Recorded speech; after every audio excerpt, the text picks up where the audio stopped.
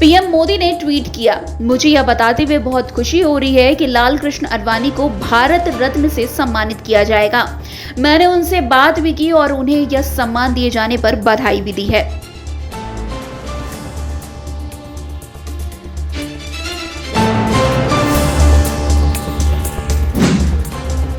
भाजपा के वरिष्ठ नेता लाल कृष्ण आडवाणी को भारत रत्न दिए जाने की घोषणा पर उनकी बेटी प्रतिभा आडवाणी ने कहा कि मुझे और पूरे परिवार को बहुत खुशी है। निश्चित ही आज मुझे जिनकी सबसे ज्यादा याद आ रही है वो है मेरी माँ।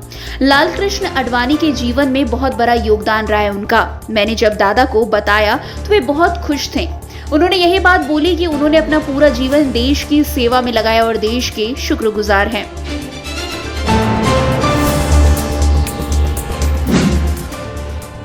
बीजेपी के वरिष्ठ नेता लाल कृष्ण आडवाणी को भारत रत्न दिए जाने की घोषणा पर समाजवादी पार्टी प्रमुख अखिलेश यादव ने कहा कि यह भारत रत्न अपने वोट को बांधने के लिए दिया जा रहा है कि सभी सांसदों की उनकी टिकट कटने जा रही है। जो एक सांसद है वो सीट बदलना चाहते हैं। तो सोचिए, अगर ऐसी परिस्थितियों में जिन्हें राजनीति करनी पड़ेगी तो क्या सीट जीतेंगे वो? इसीलिए जानबूझ करके दूसरों की चिंता उन्हें ज्यादा है, उन्हें चिंता अपनी होनी चाहिए। और हमारे साथी ने जो पूछा कि भारत रत्न, ये भारत रत्न अपने वोट को बांधने के लिए दिया जा रहा है। ये सम्मान में नहीं दिया जा रहा है। सम्मान तो है खैर उस बात को, क्योंकि भारत रत्न है, लेकिन अपने वोट को बांधने के लिए।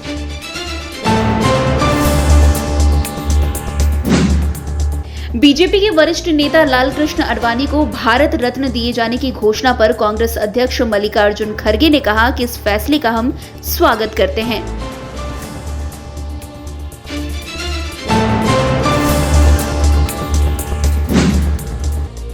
भाजपा के वरिष्ठ नेता लाल कृष्ण आडवाणी को भारत रत्न दिए जाने की घोषणा पर आरएलजेडी प्रमुख उपेंद्र कुशवाहा ने कहा कि लाल कृष्ण आडवाणी को बहुत बहुत बधाई। उन्होंने लोगों के लिए संघर्ष करने में अपना पूरा जीवन लगा दिया। प्रधानमंत्री मोदी के नेतृत्व में भारत सरकार ने यह बहुत अच्छा काम किया है, बहुत ही अच्छा काम है।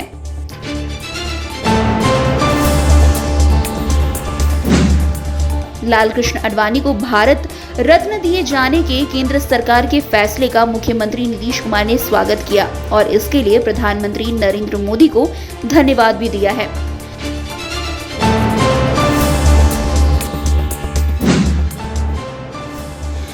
बीजेपी के वरिष्ठ नेता लाल कृष्ण आडवाणी को भारतीय रत्न देने की घोषणा पर केंद्रीय मंत्री नितिन गडकरी ने कहा कि हमारे प्रेरणा स्रोत लाल कृष्ण आडवाणी का भारत रत्न से सम्मानित किया जाना हमारे देश और पूरे देश के लिए गर्व का क्षण है। उन्होंने अपना पूरा जीवन देश और समाज को समर्पित किया।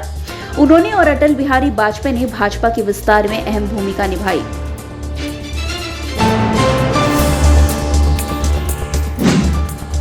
कांग्रेस महासचिव जयराम रमेश ने कहा कि 5 अप्रैल 2014 को गांधीनगर में नरेंद्र मोदी और लाल कृष्ण आडवाणी नामांकन पत्र भरने जा रहे थे। तभी आडवाणी जी ने बहुत मशहूर बयान दिया था जो हमारे भारतीय इतिहास में स्वर्ण अक्षरों में लिखा जाएगा। उन्होंने कहा था कि नरेंद्र मोदी मेरे शिष्य नहीं है, मेरे शागिर्द नहीं है, वे एक शानदार कार्यक्रम प्रबंधक हैं। ये शब्द हमने नहीं दिया, ये लाल कृष्ण आडवाणी ने मोदी जी के बारे में कहा था। 2002 में आडवाणी जी ने नरेंद्र मोदी को बचाया था और 2014 में हमारे प्रधानमंत्री का असली रूप जनता के सामने रखा था।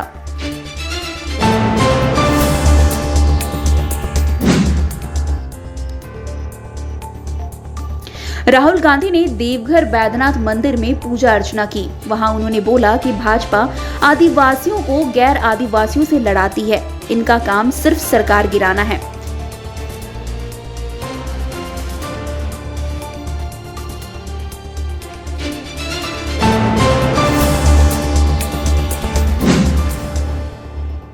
प्रधानमंत्री नरेंद्र मोदी ने कहा कि देश का नया बजट अभी 2 दिन पहले आया है। ये बजट उस नीति को और मजबूत करता है जिस पर चलकर पिछले 10 सालों में देश के 25 करोड़ लोग गरीबी से बाहर आए हैं। इस बजट का ऐलान है गरीबों को सशक्त बनाने की गारंटी। चाहे हमारे युवा हो, महिलाएं हो, किसान हो, मछुआरे हो, ये बजट सबके विकास की गारंटी देता है।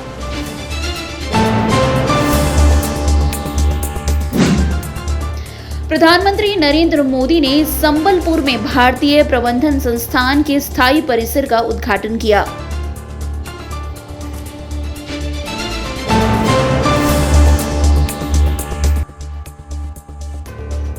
प्रधानमंत्री नरेंद्र मोदी ने ओडिशा में विभिन्न परियोजनाओं का उद्घाटन और शिलान्यास किया। प्रधानमंत्री मोदी ने पुरी सोनेपुरी साप्ताहिक एक्सप्रेस ट्रेन को हरी झंडी दिखाई।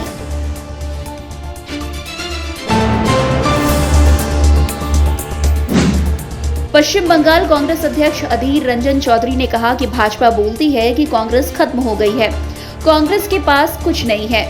वहीं भाजपा के सुर में सुर मिलाते हुए ममता बनर्जी ने कहा कि कांग्रेस को 40 सीट भी मिल जाए तो बहुत है।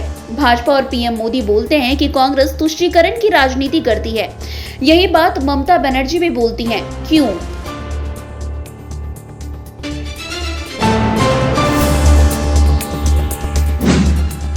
कबीर मगहर महोत्सव के समापन एवं 359 करोड़ की 114 परियोजना के लोकार्पण और शिलान्यास कार्यक्रम में उत्तर प्रदेश के मुख्यमंत्री योगी आदित्यनाथ ने कहा कि मछुआरों के लिए मछली पालन का एक प्रमुख केंद्र बन सके, इसके लिए बखीरा झील के पुनर्गिद्धार की एक बड़ी कार्य योजना हम तैयार कर रहे हैं। यहां आने वाले समय में अपना मेडिकल कॉलेज हो, इसके लिए मैंने प्रशासन से जमीन चिन्हित करने के लिए कहा है।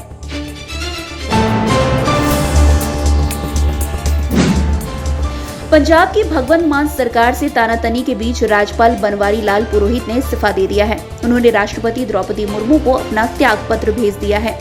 पत्र में उन्होंने कहा है कि कुछ निजी कारणों के चलते वो इस्तीफा दे रहे हैं। कबीर मगहर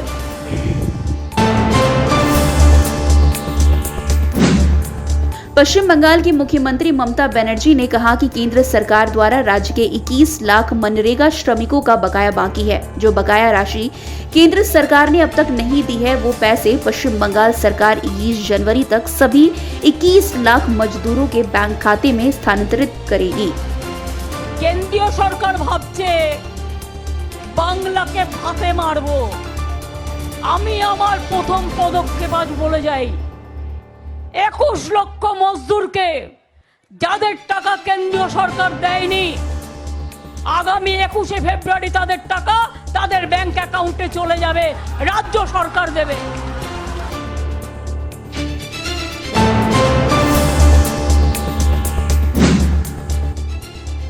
पटना में कांग्रेस के प्रदेश अध्यक्ष अखिलेश सिंह ने लालू प्रसाद से मुलाकात की। मौजूदा सियासी हालात पर चर्चा हुई है।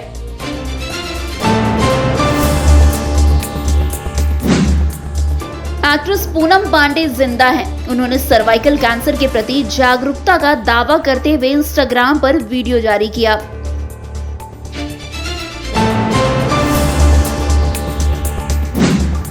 पूनम पांडे के अचानक जिंदा हो जाने की खबर पर सेलिब्रिटी अली गोनी का फूटा गुस्सा, कहा कि ये चीप पब्लिसिटी स्टंट है।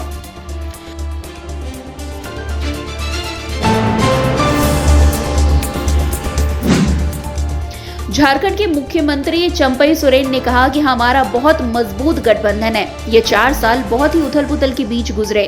हेमंत सोरेन ने विपरीत परिस्थितियों में भी काम किया। हेमंत सोरेन झारखंड के विकास के लिए जो योजना लाए, उससे हताश होकर विपक्ष ने उन्हें झूठे आरोप में फंसाया। 5 तारीख को सफल यानी कि फ्लोर टेस्ट होंगे।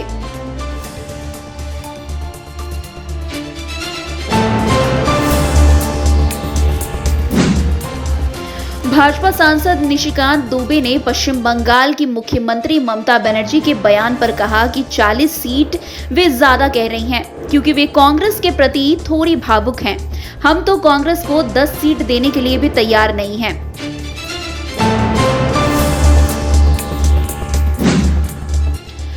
कांग्रेस सांसद राहुल गांधी ने झारखंड में कहा कि हमने जातिगत जनगणना कराने की मांग उठाई।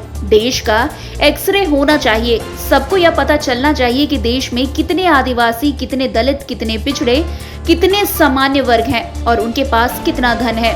पीएम मोदी ये काम नहीं करना चाहते, लेकिन जैसे ही हमारी सरकार आएगी हम जातिगत जनगणना कराएंगे। जाति जनगणना की मांग उठाई, कहा कि देश का एक्सरे होना चाहिए, सब लोगों को पता लगना चाहिए इस देश में कितने पिछड़े लोग हैं, कितने आदिवासी लोग हैं, कितने दलित लोग हैं, कितने जनरल कास्ट के लोग हैं और इन लोगों के पास कितना धन है। नरेंद्र मोदी ये काम नहीं कराना चाहता। हम गारंटी लेकर कह रहे हैं, जैसे ही हमारी सरकार आएगी हम जाति जनगणना पूरे देश में लागू कर देंगे और देश के लोगों को पता लग जाएगा पिछड़े कितने हैं, दलित कितने हैं, आदिवासी कितने हैं। आप सब आए।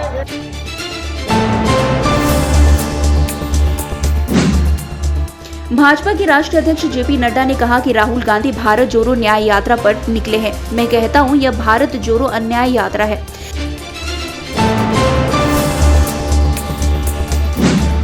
पीएमएलए कोर्ट रांची ने झारखंड के पूर्व सीएम हेमंत सोरेन को फ्लोर टेस्ट में भाग लेने की अनुमति दे दी है। उन्हें 31 जनवरी को ईडी ने गठित भूमि घोटाले से संबंधित मनी लॉन्ड्रिंग मामले में गिरफ्तार किया था।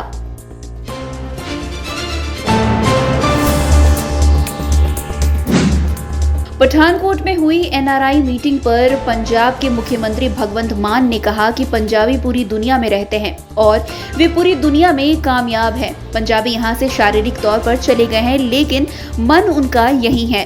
सिस्टम से वे दुखी होकर गए। अब हमने यहां काफी हद तक सिस्टम ठीक कर दिया है। अब उनका वापस आना शुरू हो गया है। पंजाबी अब यहां व्यापार करना चाहते हैं। पहले यहां भ्रष्टाचार था, अब वे खत्म हो चुका है।